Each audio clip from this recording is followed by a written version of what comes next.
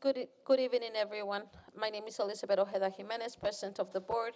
To my left is Dr. Mary Havis, Superintendent of the School District. Can I have a motion to reconvene into open session, please?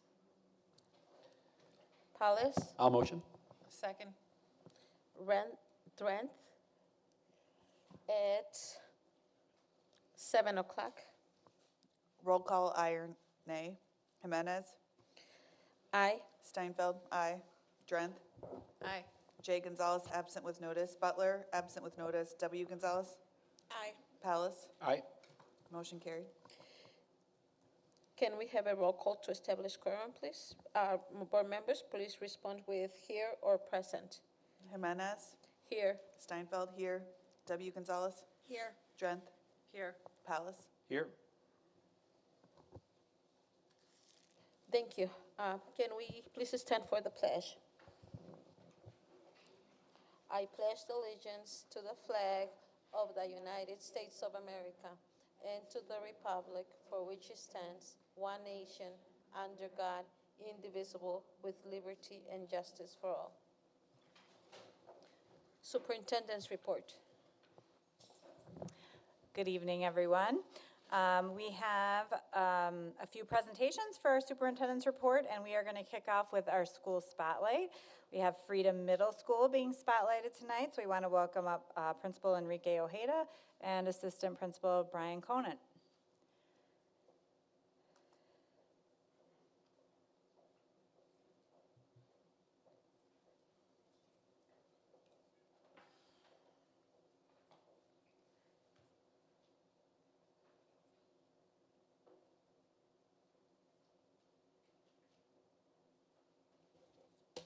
All right, buenas tardes, good night or good evening. My name is Enrique Ojeda. I have the honor of serving as the principal at Freedom Middle School. Brian Conant, I have the honor of being the assistant principal at Freedom Middle School. Thank you. We're going to begin our presentation with a little bit of rewind and to go back to the end of last school year. Oh, I forgot I'm control this. All right. So, move you back to the end of the 22-23 school year. The reason I want to take you back there is I wanted to kind of give you a little bit of insight on how we felt as an entire building and how we kind of felt about our current reality. So if you are unaware of this, Freedom Middle School, before me, have always called themselves the Freedom Family. And you walk into the building and you interact with the staff members and you interact with the students, you get that family feel. If I want to be here to help you, I want you to do great, I want to support you. And that is, for as long as I've been at Freedom, that's existed. And talking to colleagues, that has been something that's been around for a very long time. So at the end of last school year, we had some things that happened in our hallways and with our students that were not the things that we were the most proud of, some stuff that caused us some difficulties as a building. And we felt that those things were what everyone was kind of talking about and everyone was focusing on. So as an entire building, we came together and we kind of identified what is our current reality right now. And some of the things we said, we're losing that freedom, that family feel.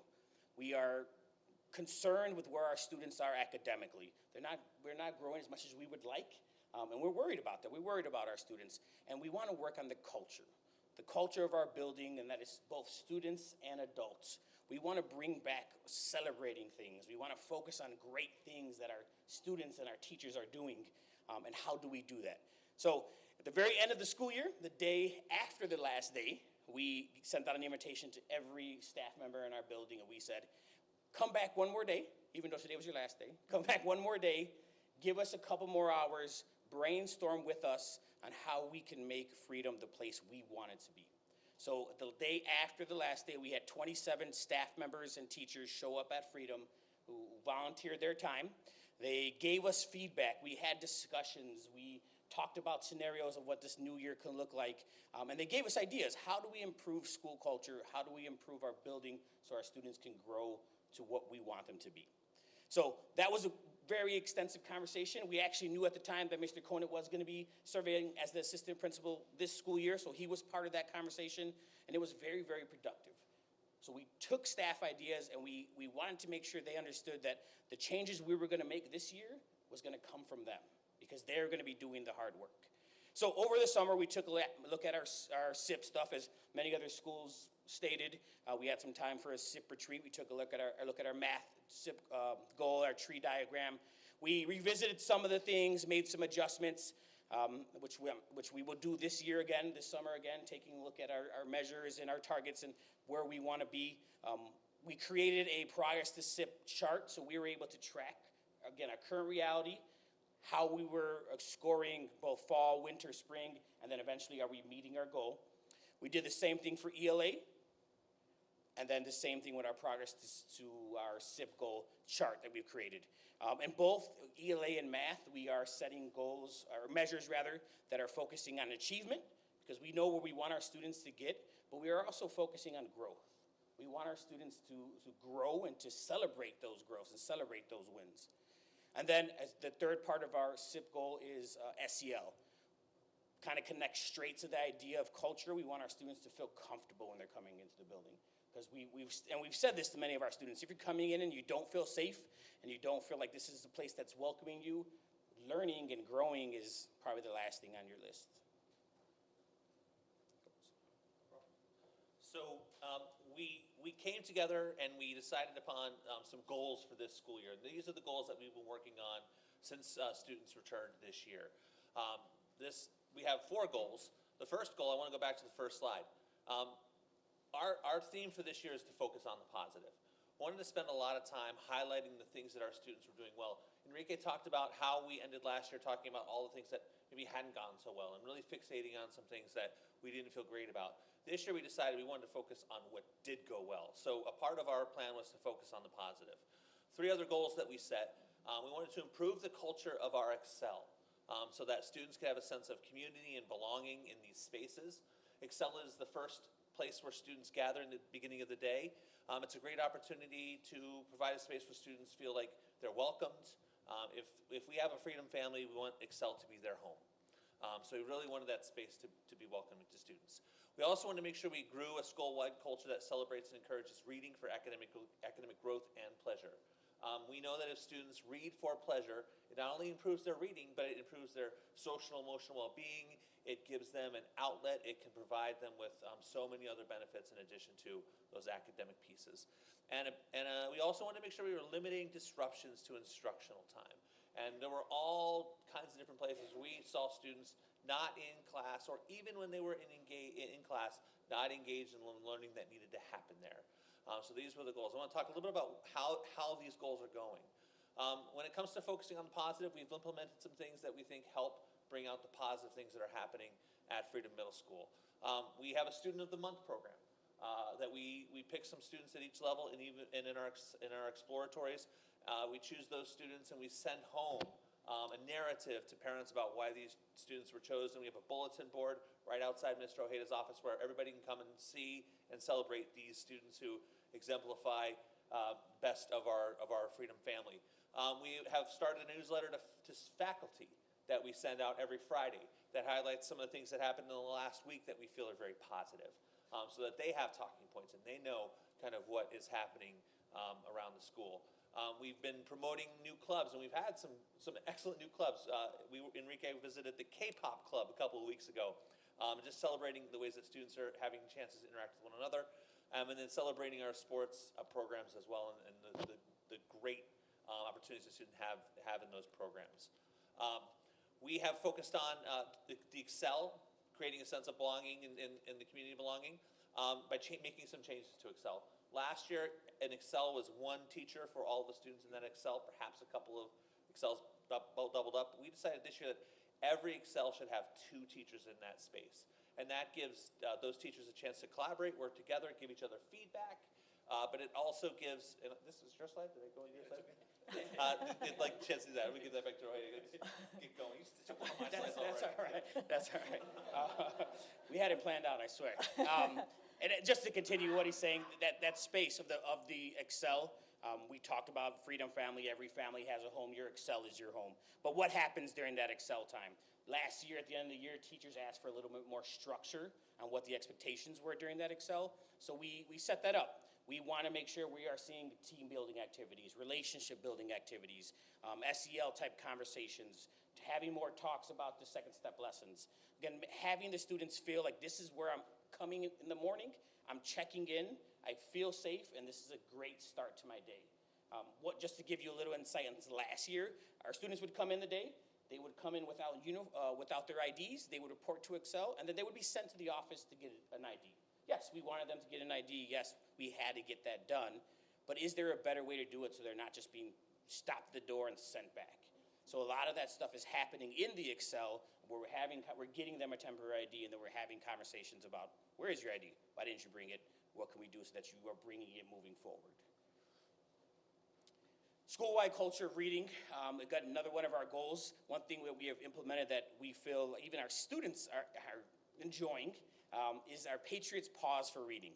So we started it out every Friday, got some feedback from the Excels that Excel goes too fast to include this, so we moved it to our Tuesdays when we have extended Excel. What we do is myself and Mr. Koenig, we make an announcement. This is now the Patriot Pause for Reading. They stop everything that they're doing, they find a book that they choose, that they enjoy, and they read.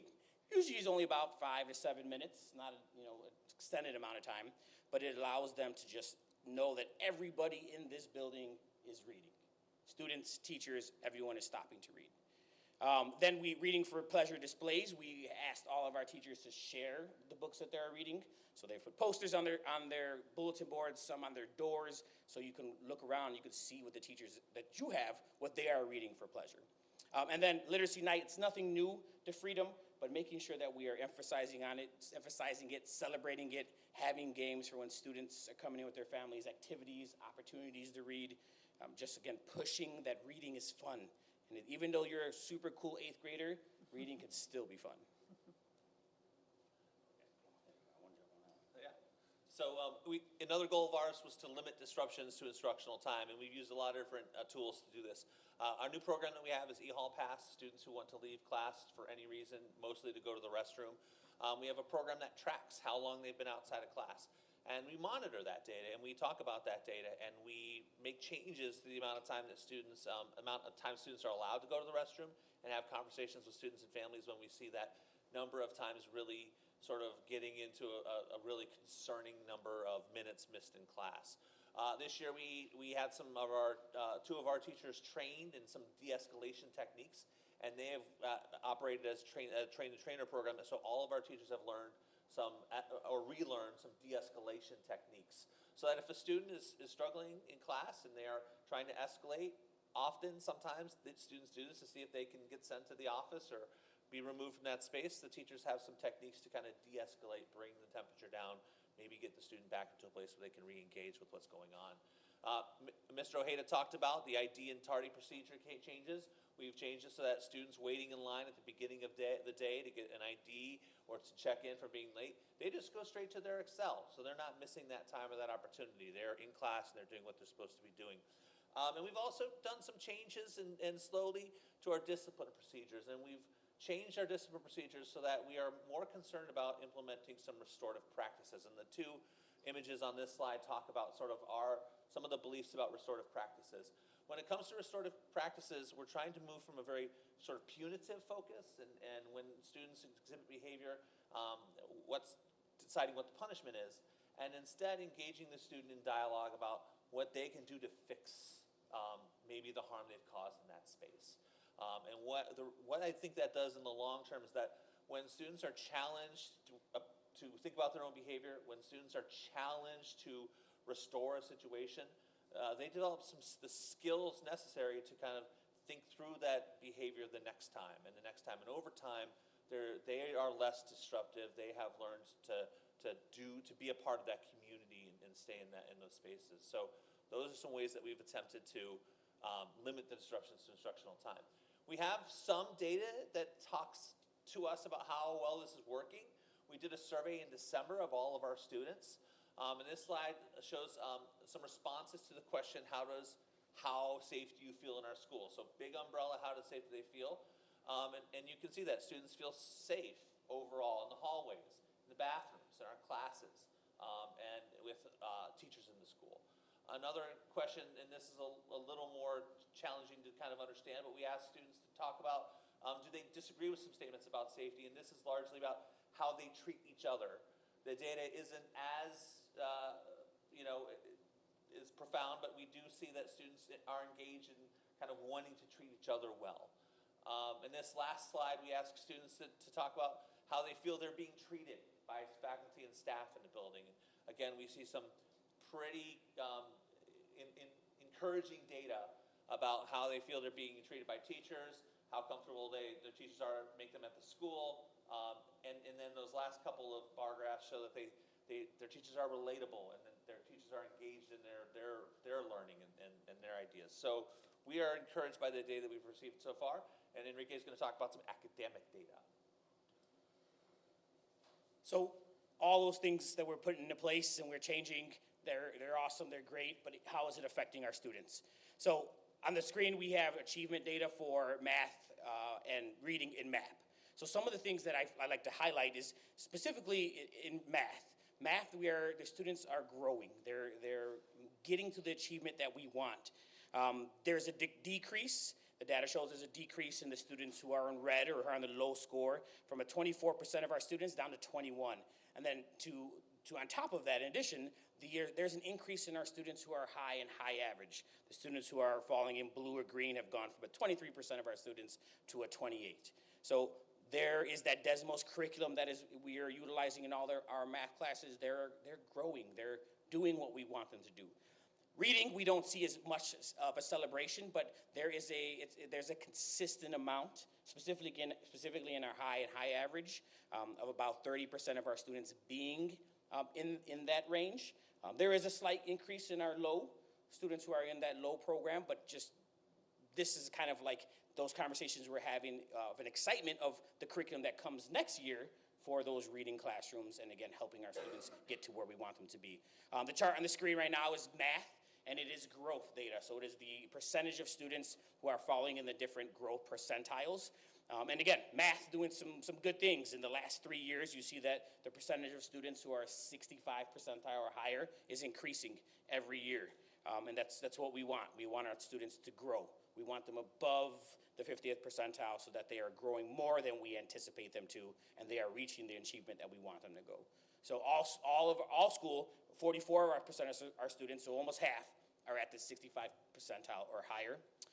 For reading, all school, there's 36% of our students who are at 65 percentile in reading. Again, we've taken a little bit of dip in that, but I'd like to celebrate some good things that are happening in 8th grade. In 8th grade, our students who were preparing for high school, there's, again, almost 50% of the kids that are in 8th grade are at that 60th percentile or higher, and that's a bump up of 10% of students from the previous administration of the test, which is the fall. One thing that I am very, very happy to celebrate is the intervention programs that are happening at Freedom. So Tier 3 intervention in both reading and math. This year we do have an additional math reading interventionist. We're currently just at one reading interventionist, but the vacancy is open and we're looking to fill that. But it's great to see that the interventions, the small group teaching that is happening is making a difference. Students are in that blue, that darker blue and sky blue, who are at our 65 percentile or higher in growth. They are growing. These are our students who we know need the most love, and we're giving it to them, and it's working. We want them to get up to the grade level or to the achievement that we want them to be. This is just continuing. The previous one was 8th grade and 7th grade. This is 7th grade and our 6th graders, who, again, are 6th graders, new to Freedom. But we want to make sure that we are continuing to focus, continuing to help them so those intervention students continue to grow. And that's what we want. To continue with this and this celebration of our intervention, I'd like to end our presentation with a celebration and a thank you to one of our interventionists who has done a billion things, I'm sure, at Freedom. So I'd like to take a second to celebrate Beth Iverson. Beth Iverson is our only, yes, Beth Iverson. Miss Iverson is our reading interventionist, but as long as I have been at Freedom, Miss Iverson has worn many hats. When I first started, she was a co-teacher in a ELA classroom where she was the special education teacher. From what I know, she has been in the district for over 20 years. She is, again, now the reading interventionist. She is part of our equity committee. She is actually our equity inclusion lead for the building. She is part of our MTSS team, and she is also a mentor teacher. So before I turn it over to Mr. Conant, who would also like to add something, I'd like to read this from one of our new teachers. So this is my first year at Freedom, so it goes without saying that I have not worked with Beth for a long time. However, it did not take much time to realize the impact that Beth has on both staff and students. Beth, a supportive and welcoming as for mentors for the new staff members, it is clear to see that Beth not only has a strong passion for student success, but creating a sense of community among staff as well. Mr. Conant? Absolutely. And so as somebody who joined this district 2 years ago as a new teacher in the building and as new to middle school education, I can echo that completely. Beth made me very well at ease many times as I was learning how to teach in this space. But for me, as an assistant principal, one of the things the story that I want to tell about Beth is we got back from winter break. And students were kind of milling about. She has hall duty outside the cafeteria, a duty she volunteers for every single time. And there were two students that at the end of the hallway saw Miss Iverson and ran to greet her and give her a hug after they had been missing her for winter break. These are students who Beth pulls out of their exploratory every couple of days for a 15-minute intervention, and she had developed a kind of relationship with these students, sometimes in a really adverse situation where students don't always love to go to these interventions, and they ran to her and hugged her in that moment. And that's just one insight I've to have how effective she is as not just a practitioner, but as a person who builds relationships with students. So to end, we can give stories all night, but we have a video from staff and students. So thank you very much, Ms. Iverson.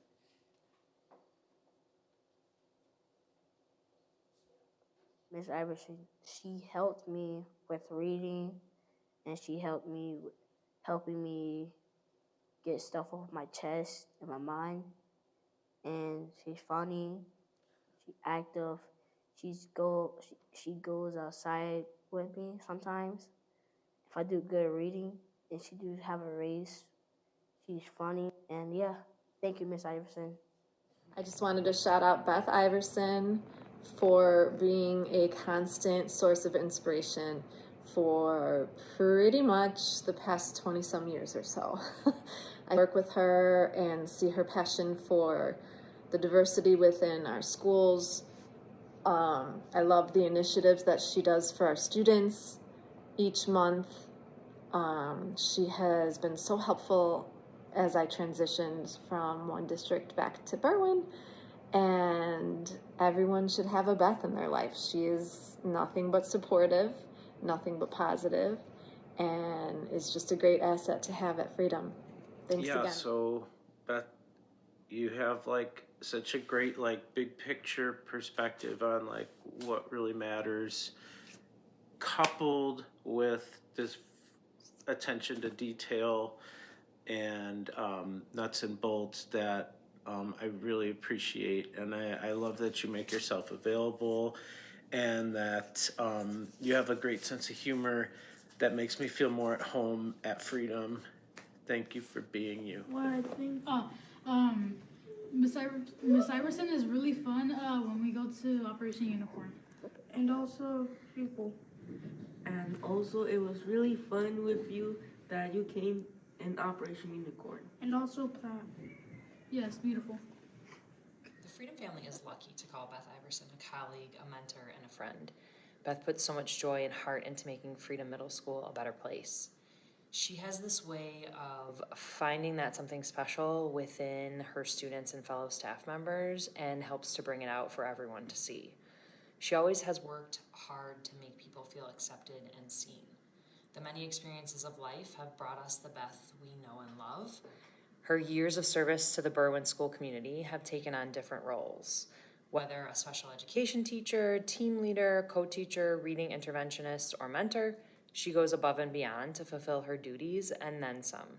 She is a constant voice of support and help to staff members new and old alike. Beth, you make this world a better place. Keep spreading your light. I've had the pleasure of knowing Beth Iverson for the past 21 years. As a special education teacher, an interventionist, and a mentor, Beth truly is one of the best. Her commitment to her students is immeasurable, her level of expertise is without comparison, and her kindness knows no limits. Aside from all these amazing qualities as an educator, however, I can honestly say that Beth is truly one of the greatest human beings that I know. She loves life, she lives life to the fullest, and encourages and empowers others around her to do the same. Whether it is through supporting struggling students, slogging through hours of data or the minutia of an IEP meeting, corralling middle school students during lunch recess, or leading a group of nervous coworkers on an overnight backpacking trip in the wilds of Danville, Illinois, Beth gives 100% of herself. She makes our school, our district, the Berwyn community, and the world in general a better place. Thanks so much for all that you do for our students, Beth. We love you. I have had the pleasure of working with Beth Iverson for the last 12 school years. She is the kind of teacher that every kid should be lucky enough to have.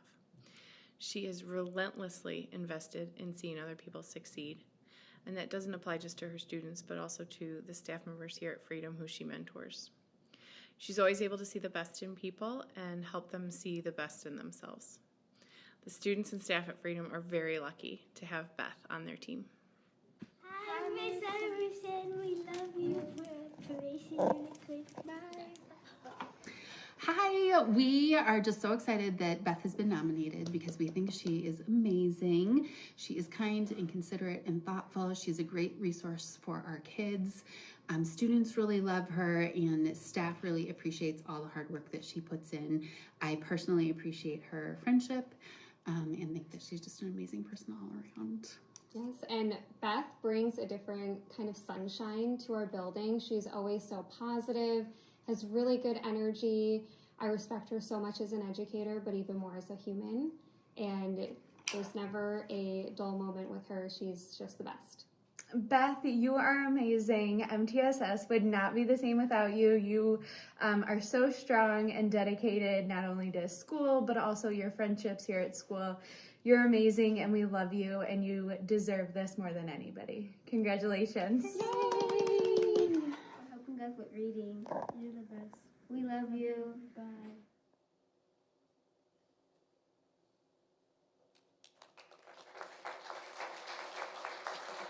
Thank you, Miss Iverson.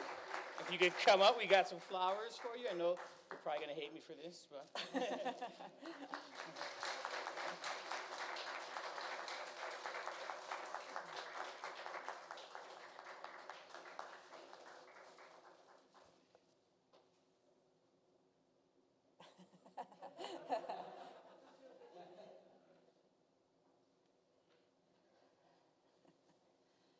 Thank you, everybody. That's everything. Uh-oh. Do you mind speaking in the podiums? But that's for the video. You're coming up next anyway, so.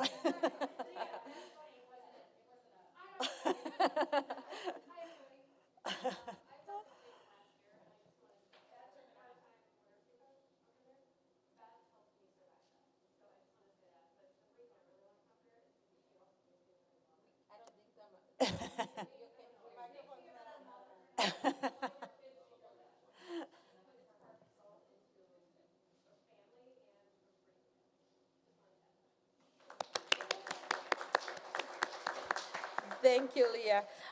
Thank you, Beth, for everything that you do, for all your dedication and all the time that you have spent in our community, supporting and fostering our children. Thank you so much. Congratulations, Beth, and thank you for all you do. We so appreciate you. All right.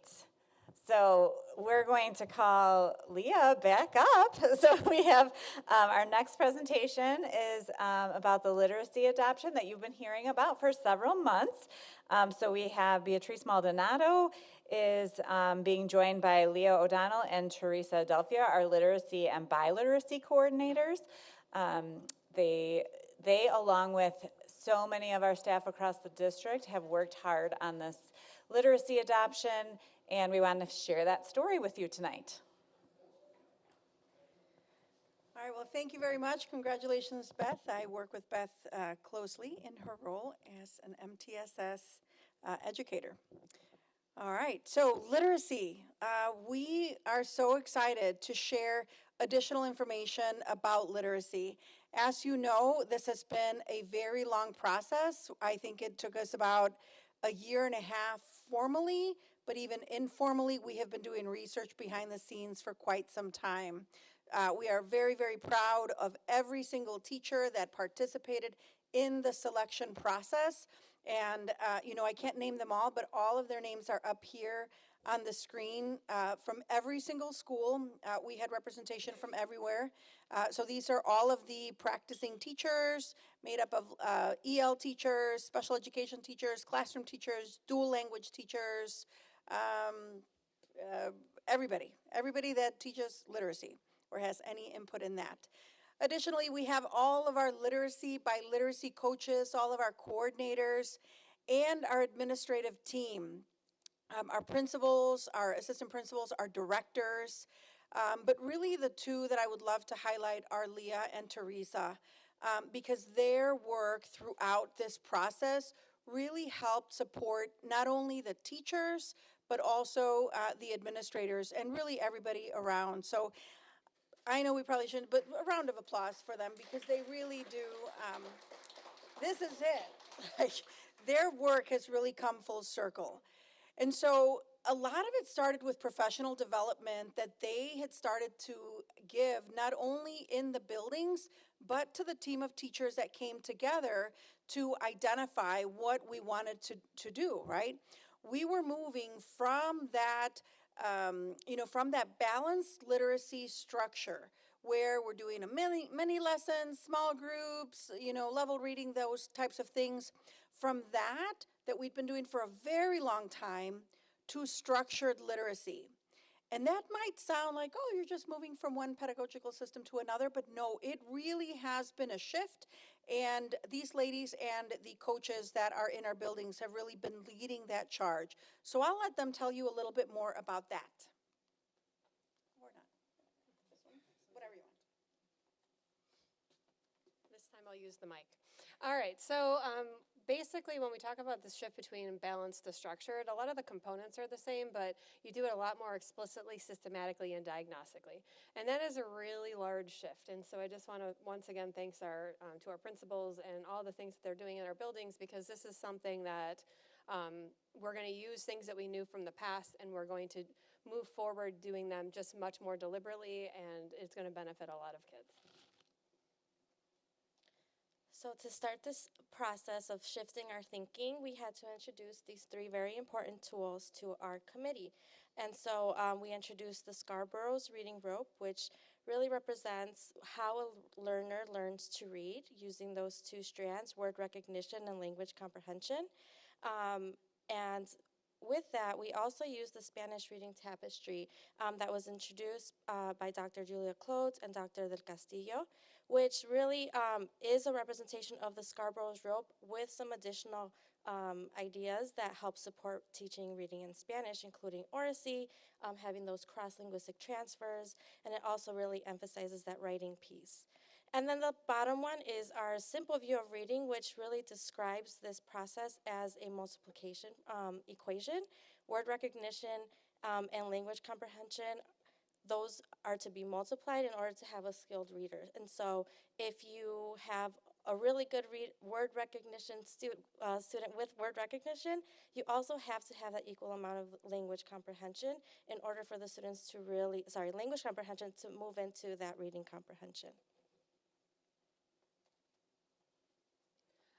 And many of these graphics are just representations of the research that comes with structured literacy. So as we move into structured literacy, the science of reading and the research behind it, these are just visualizations of those things. And so as we go into our next thing with our 6 shifts, we're taking those science of reading, ideas, and we're applying it to basically 6 shifts that we can make. We actually have 12 because there's 2 sets of them, one primary, one for the upper, intermediate, middle. But those things that, what you know about balanced literacy, we never want to throw all the things that we've learned out the window. We always want to think about what we know and how we can make it better and connect new to known. So the 6 shifts are doing that. And so it's basically taking those things that Teresa just talked about, and it's thinking about really applicable ways that our classroom teachers can make those things happen in their classrooms. And so in order to make this happen, we had introduced those graphics to the whole staff at Institute Day in the fall.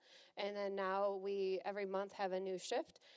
This includes K-8. And so one of my favorite places to go is the X team. They love Mr. Drenth over there in the art and all the X team.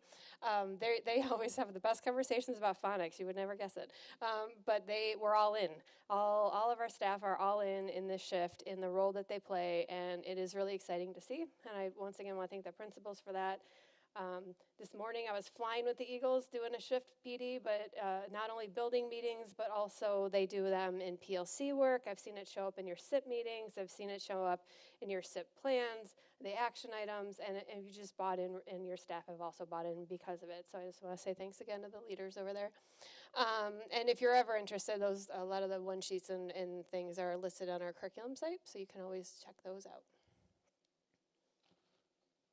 We think B should share this.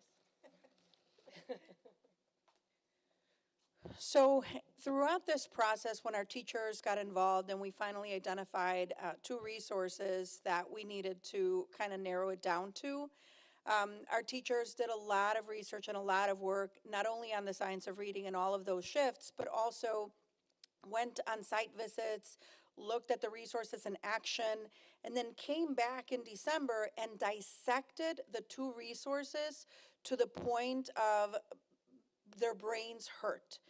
They really did. So if you would have seen the teachers at the end of the day, they were like exhausted because they were doing nothing but synthesizing the resources to see which one was most aligned to what our district really wanted. And in the end, these are the results, right? You know, around 80, I can't see that far, 89% of teachers selected this particular resource as the one that was most aligned to fit our district's needs. We acknowledge that not every single resource was going to fit our needs. We acknowledge it, we accept it. We knew that in terms of equity, diversity, and inclusion, we were going to have to do some lifting. In terms of building knowledge, we were going to have to do some of those components. Innovation and accelerated learning, we are still going to have to do some of those components. Biliteracy and the integration, as much as I would love to say that our entire country is as progressive as we are, they are not. And so the resources show that, right? So that is work that we are doing in the background to make sure that our beliefs and ideals in District 100 are lifted and that we follow what we believe in terms of biliteracy, in terms of equity, in terms of making sure that we highlight the voices of the children who or the groups that may be underprivileged or underserved, and we want to make sure that we are highlighting those pieces. So that is work that we will continue to do because we knew and we acknowledge that no resource would be the be-all, end-all. So overall, like she said, 89% of our staff chose it as the best overall fit, but we also had additional data to disaggregate. And so we did use the Reading League rubric. The Reading League, when they set up their rubric, it was aligned to the science of reading.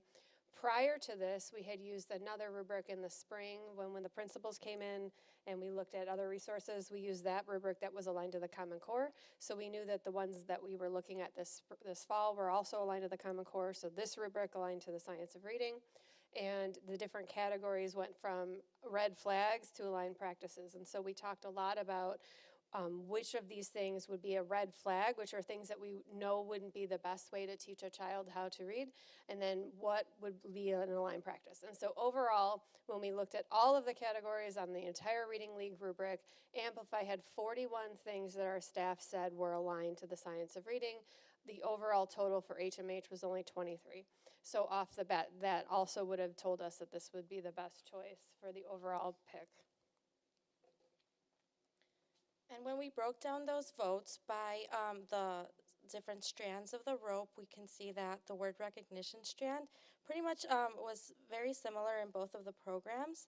But the biggest difference was that language comprehension strand. So the way that they teach background knowledge and vocabulary and those language structures, which was much stronger in Amplify.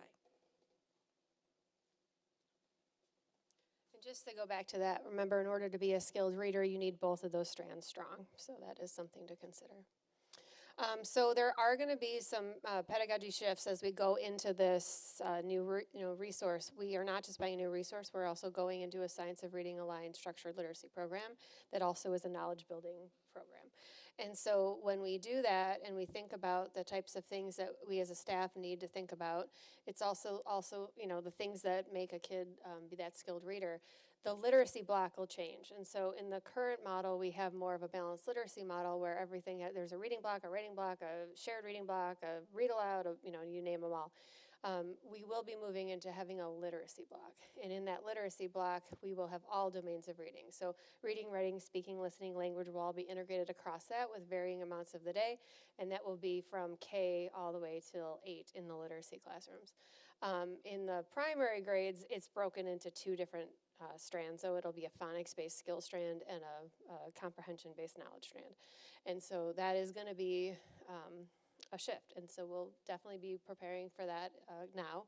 And then also we want to think about how you build that comprehension. So we know that in students when they're primary readers, one of the bigger things you want to look for is phonemic awareness. Once you get to about 4th grade, the biggest deficit tends to be vocabulary. And the best way to build that is through listening comprehension. Because if you can't read, you can still have the same listening comprehension. Teresa and I have been joking all this time about how our daughters are 13. And at 13 years old is where you as a fully developed reader can listen and read simultaneously with the same level of comprehension doing both. And so a lot of the work that we're going to be doing in the primary grades specifically is building some of that vocabulary and language through listening comprehension that will impact their vocabulary and then therefore their reading comprehension as they move forward. And so that is something we're very excited about. Another shift we have done is we've talked about, this wasn't just this year, but last year and the prior before that even, we talked about decodable books. And so there'll be a lot of phonics enhancements that we already kind of started. So it's not as big of a shift for moving forward. And then this was just the other subcategories. We had writing and assessments, and on both categories, Amplify came out on top with the aligned practices. Yeah, so we did also at the end of our rubric, we asked staff to give a quote if they felt like they wanted to talk about why they chose it. And so we just paired this with some snapshots of what the new program has in it. So this was the first set. I think that the rigor of Amplify is what our students need to make the growth and become grade level readers. And Amplify will truly raise the bar for our students. It promotes higher order thinking skills and opportunities for our students to learn about the real world. It is more engaging for the students. Writing is integrated and gives students opportunities to write responses properly. So these were just some examples of where we see that in Amplify. We have the chocolate collection. You'll notice in the middle school now, they're not informational units or fictional or ELA units. They are integrated units. So in one topic, you'll see all of that. And you'll see that all the way through 3rd grade and up. So that's something that is going to be a good shift. And then also we have the, making sure that there is a good balance between informational and fiction, and then how they're seeing that and where they're seeing that across the grade levels. There's a nice balance across that with Amplify, CKLA, and ELA.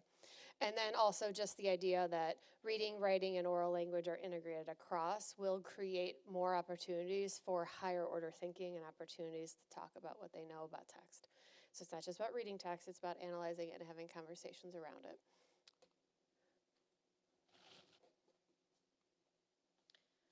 Another component that our teachers emphasized was the cross-linguistic connections and language equity. So they mentioned, I see more cross-linguistic connections between Amplify Spanish and English phonics lessons.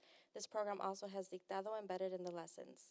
As a dual language teacher, I believe that Amplify is the most equitable curriculum for our dual language students, especially since the Foundations components is not updated for HMH.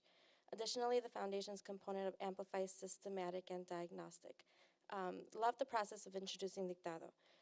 So here we see examples of how Amplify incorporates those cross-linguistic connections through what is the skills unit for Spanish, lectoescritura. So that is already embedded into each lesson, and it gives teachers ideas of some possible ways that they can be bridging throughout the units. And it also does integrate the dictado. So the dictado is an authentic Spanish research-based strategy that we've been working on in the district for many years, and our teachers would often have to do this on top of the curriculum that we have, and so it was really nice to see that this is now part of the curriculum. It's embedded. Those skills will be connected with what they're doing in class, and so that's really exciting for our teachers.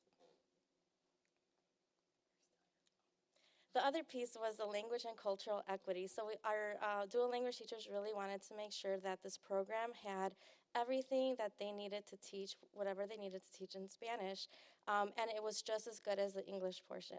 And so we were looking for that authentic scope and sequence. So we wanted that lectoescritura portion to be to have a scope and sequence that is authentic to how students read in Spanish. And so that includes how the letters are introduced to, the way that we teach with syllables. And so it definitely included that. We also wanted to make sure that the text that we're using had cultural responsiveness and had diversity within them. And so here are some examples of some of the decodables. They show various cultures, not just the ones that are maybe in our classroom, but others.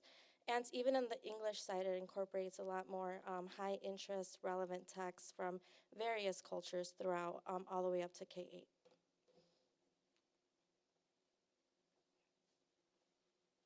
I highly recommend some Brother Mariposas. The Ames class at Freedom read it last year, and I was really excited to see that for all in our curriculum next year.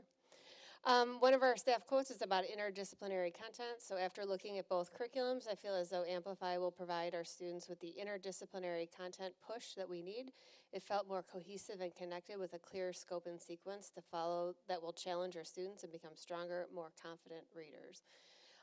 So this is a knowledge building curriculum, and so across the years from K all the way up, there are topics that interweave through, and so they build some foundational knowledge, and they come back around, and they use things they've known in previous years in the future and go deeper into content. So that is definitely something that aligns really nicely to our ideas of, social studies integration, but like I said, also through reading, writing, speaking, listening, and language. So that'll be a really nice thing. But then also it does keep, like I said earlier, the skills in the knowledge unit. So not only will we be doing that, but also they have a really strong foundational skills so that the kids will learn how to decode. So you'll see how that changes by third grade. It kind of, how they model it changes. So it'll be a great shift. Another quote that we have here is about foundational instruction and assessment. So the knowledge-based curriculum and explicit foundational instruction and assessment will provide our students with the literacy and knowledge skills to prepare them for high school and beyond. So this particular curriculum has a very strong foundational skill focus that is aligned to the science of reading. This is just some of the planning materials that you see in there, and you see there's different skills units, and the number of skills units and the number of knowledge units change. They continue up through third grade has a little bit longer of unit, and then in fourth and fifth grade we still have some foundational skills, but they're at a much higher level in terms of language and morphology and things like that. So it is going to be a really positive shift for our students. I do also want to say, and I forgot to mention this earlier, that with the 6 Shifts PD, the literacy coaches have been doing a lot of work around foundational shifting already for primary grades, and I just want to say that. I forgot to mention that earlier. Their picture was on the screen, and that was my reminder. I forgot. Anyway, and then the assessment. That was a huge thing we wanted to talk about in terms of assessment, making sure that there's not only end of unit assessments that are aligned to the rigor of like a IAR or a MAP, but also that have checks for understanding and formative assessments along the way, but also had really strong foundational screener tools for our students so that we know that we are helping them in the foundational reading that they need, but then also this opportunity for additional, in the future, possibly MTSS kind of assessment. So Amplify has a lot of assessment tools that we're going to have at our fingertips.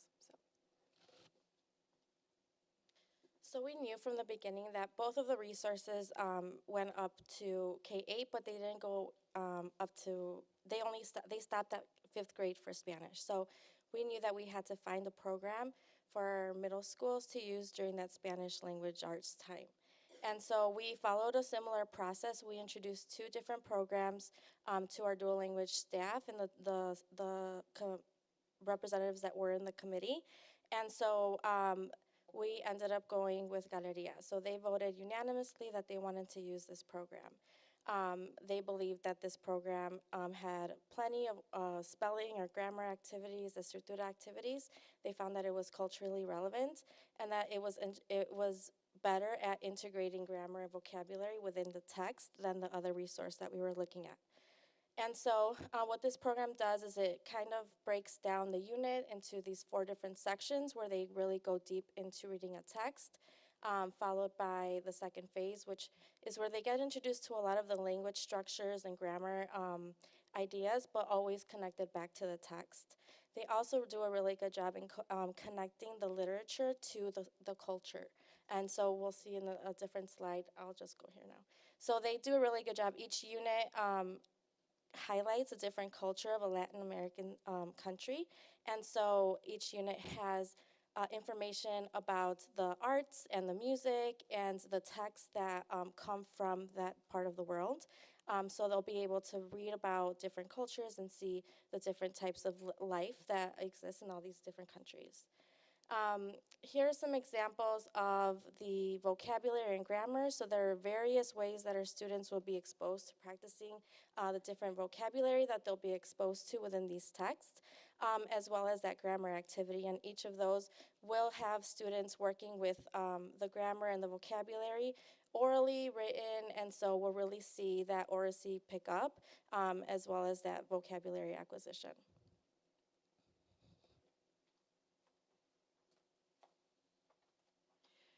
And so since we are doing so many shifts, we have to really think about professional development and how we are going to really prepare our teachers to think about instruction, in a different way.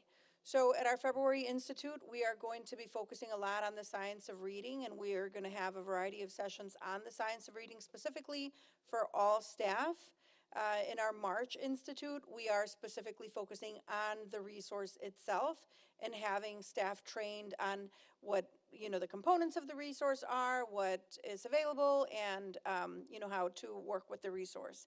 They will have access digitally to view the resource, prior to implementing in the fall. So they'll be able to dive in and take a look and, just really get to know it, build their own background so that they can think about, how this might fit into their classrooms next year. What questions might you have? I have a question.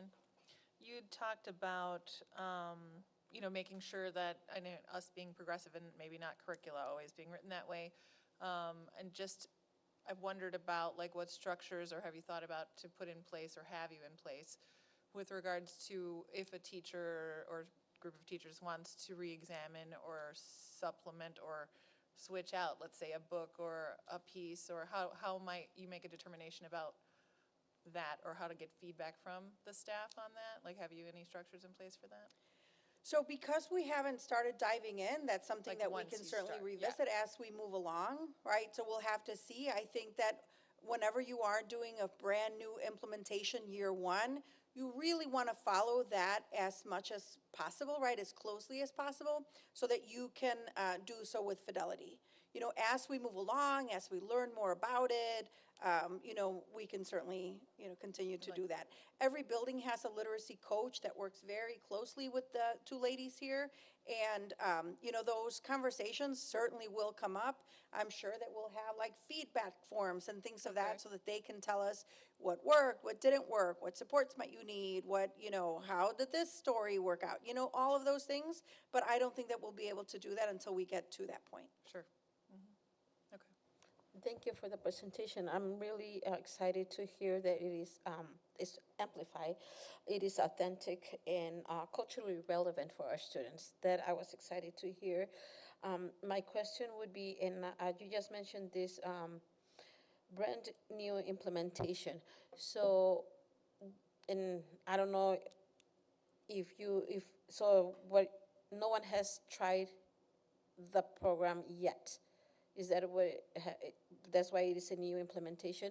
So we don't have, like, for example, I'm right now trying a different math curriculum and I'm doing it, and all the third grade teachers were doing it for a whole year. So we don't have that opportunity here for teachers to work on it for a year and then later decide, yes, it will work because they're able to implement it depending on what we have in the classroom. I think that if I can understand correctly, you're kind of talking about, did we pilot? Did we want to pilot? Why did we elect not to pilot? We did a lot of research prior to getting to the point of actually selecting. Okay. And in that research, we felt that whenever districts have piloted curricular programs, the first challenge that they find is that it is an extremely heavy lift on teachers. It is. It disrupts instruction, it disrupts the flow, and you're teaching this group of teachers this curricular resource, and you're teaching this other group of teachers this curricular resource. And so who is affected? The children. So we felt that for us, we gave it more time so that our teachers could have access to the background of this resource. We invited the vendor to come in and actually teach a lesson from the resource and walk us through, and both vendors, and walk us through, what did you think about? Why did you teach it this way? Where did you go to gather the components of the lesson? Then we actually took our teachers out on site visits so that they could hear from other teachers who are actually using it in their real lives, the pluses, the negatives, the what's working, what's not working, and how is your data coming along. So we heard from actual teachers who were teaching it in a variety of districts. We felt that for our district, we couldn't disrupt our learning in that way. Thank you. Thank you. I just have a quick, kind of response to Amanda's question. Just from, I'm not like an expert in any of this. Thank you for that very detailed description because that's very helpful to me. I don't know a lot about the minutia of curriculum, so thank you. But just in my general Googling of this curriculum, I found many districts in Texas and other places who are very upset about this curriculum, that it's too progressive and too liberal, so perhaps that's good for us. That was my only comment. That's just done based on Google. No, I don't disagree, but I also think that, like, given those considerations in our commitments to equity, just making sure there's an avenue by which teachers can provide that feedback and just regular check-ins about it, whatever, you know what I mean? Thanks. For sure. Thank you. Yeah, these ladies were in Facebook groups for both programs and heard all that interesting commentary. So yes, thank you. Well, thank you for all the work because yes, it is a lot of work to do behind the scenes and go visit other classrooms and do all of that. So I do applaud you for that. Thank you so much for your presentation. We are very proud of our staff and also grateful to all of the teachers for the commitment to be part of this process. It really was an extensive process that they dedicated a lot of time and energy to, and we appreciate. I think we've made the best decision because we've involved so many of our teachers in this process. So we are very grateful for them for being part of that process. All right. Moving through, we had 2 FOIAs this month that were submitted to the board. The dashboard, again, has our updated attendance. You may have seen in a communication that I sent that we are seeing some slight improvements in our attendance across the district. So I know our schools are working really hard with our PBIS teams around attendance, and we're seeing some growth there, so that's exciting. And I'm going to turn it over to Jenny for our financial report. Thanks, Mary. Our bank balance as of today is $59.6 million. Our revenue for the month of January is $3.2 million. I'm going to back up for a second. Our cash on hand is 29.3 million. 30.3 million of that is in investments, which is at a wonderful, wonderful rate, over 5%. So our revenue to month to date is 3.2 million, which is all state money that has come in. Our cash flow short, our December revenue for the month was 11.7 million. That was the tail end of the first installment of the taxes that came in. Our year-to-date is 29.6 million for a percent total of 44. We're still lower than where we should be at the 50% mark, but we still have the other installment of taxes coming in February, March. Our expenses to date for December were 4.4 million. For year-to-date was 30.8 million, which is 47.5, which is just under, which is perfect.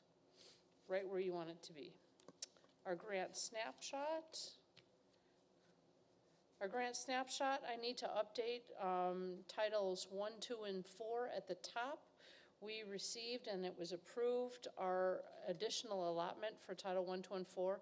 We have an additional just over 300,000 that came in. Thank you, B, for putting the amendment through. So next month you'll see that reflected. We're still working on the after-school grant. And towards the tail end of it, you'll see CARES. All of that starts waning off at the tail end of this year into September of next year. But all of those will start disappearing. On the board agenda tonight, Jim, if you can flip back to the board agenda. Thank you.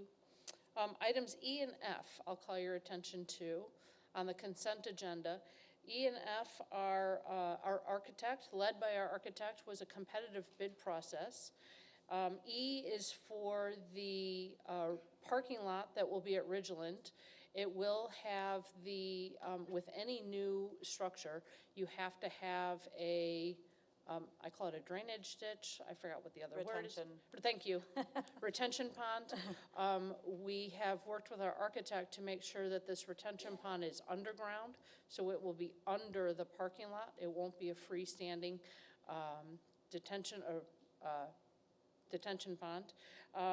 And M&J was, we had 3 bidders for that. M&J was our lowest responsible bidder. Item F is for the pre-purchase of the equipment for Irving. This is Irving's year for the Univent project. You'll see in this, there are 3 things listed underneath.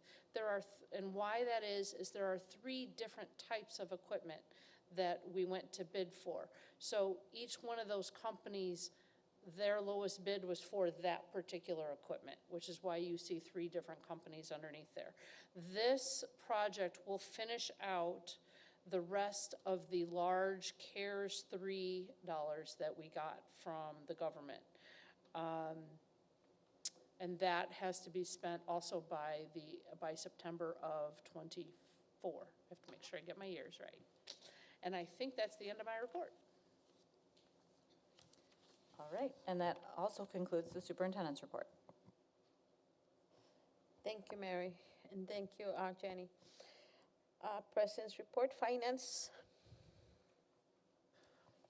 The Finance Committee met today, went over the budget timeline. This is when things start to pick up for closing out the 2024 budget. It's a several month process, but it is kicking up now. And then at the same time, the building of the 2025 budget is happening as well. So we reviewed those timelines to make sure that we're aware of what's going on there. And then the other thing we talked about was some recent conversations with the bank to kind of look over interest rates and options that we have, and also looking at other potential banks, and kind of figuring out how to best leverage the money that we already have sitting there while keeping it liquid. So some exciting things happening there. And thank you for doing that, Jenny. That is the finance report. Thank you. Policy?